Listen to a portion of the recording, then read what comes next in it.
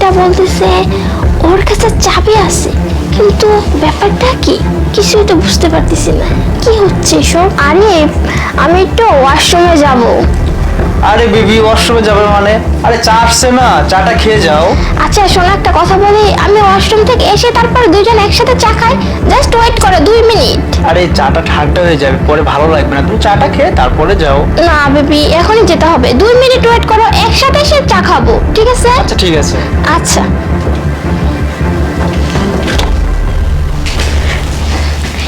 এই তুই এসব কি বলতেছিস? হ্যাঁ তোর কাছে চাবি আছে মানে, আর তুই চায়ের কাপে টানা কেন মারছিস? আরে ম্যাডাম আস্তে কথা বলেন, আস্তে কথা বলেন, জোরে কথা বলে তো স্যার শুনে ফেলবে, আর শুনে ফেললে কিন্তু সর্বনাশ আমার না আপনারই হবে।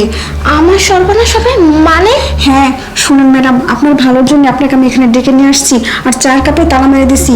শুনেন ম্যাডাম কি হয়েছে, স্যার আপনার চায়ের মধ্যে ঘুমের ওষুধ মিশাই দিছে। ঘুমের ওষুধ মিশিয়ে দিছে?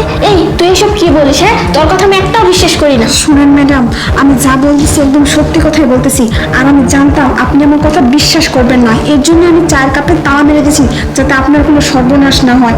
শুনেন ম্যাডাম, স্যার ওই ঘুমের ওষুধটা মিশাইছে যাতে আপনি খায়ে ঘুমায় যান, আর স্যার আপনার সর্বনাশ করে।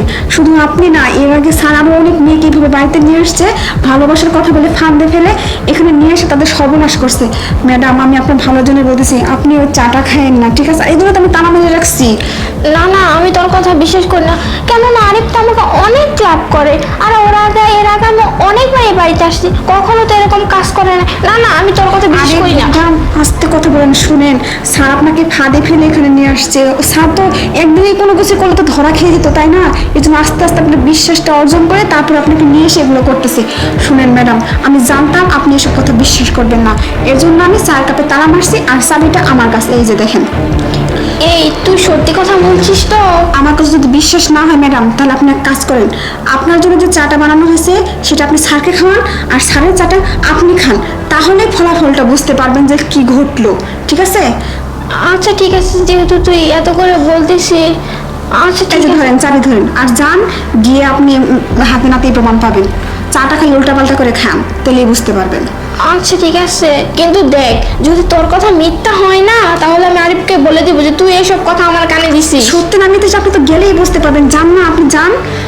আচ্ছা ঠিক আছে। হ্যাঁ যান যান যান ম্যাডাম, আমার কথা ঠিকই বিশ্বাস হবে।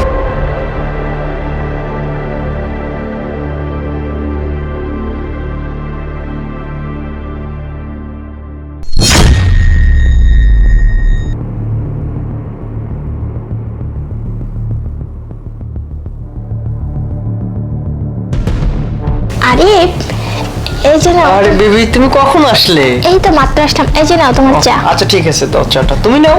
আচ্ছা নিতেছি।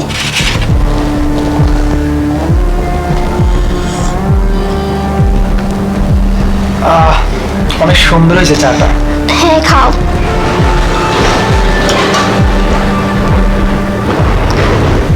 টেস্ট।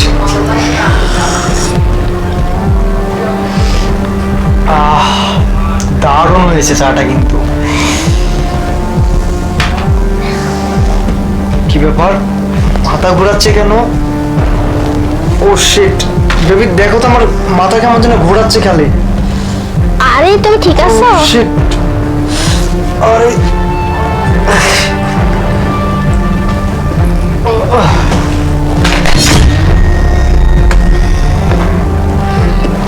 আরে কাজের মেয়েটা তো সত্যি কথাই বলছে, আরিফ সত্যি সত্যি চায়ের কাপে ঘুমের ওষুধ মিশিয়ে দিছে। আরে আমি তো আরিফকে কত বিশ্বাস করতাম, ওকে বিশ্বাস করে ওর সাথে এখানে আসছি, আর ও কিনা আমার সর্বনাশ করবে বলে চায়ের কাপে এইসব করছে। সি সি সি, আরিফকে আমি কত লাভ করতাম, আর আরিফ এটা আমার সাথে করতে পারলো, না জানি আমার কত ক্ষতি করে দিত আজকে। যাক আল্লাহ আমাকে বাঁচিয়ে দিছে, আমি আর কখনো এরকম কাজ করব না, কারোর সাথে আসবো না কোথাও। যাক বেঁচে তো গেছি, মেয়েটা ঠিকই বলছিল। ম্যাডাম দেখছেন, আমি আপনাকে বলছিলাম না যে স্যার আপনার সর্বনাশ করতো, ঘুমের ওষুধ মিশিয়ে দিছিল, এবার আমার কথা বিশ্বাস হয়েছে?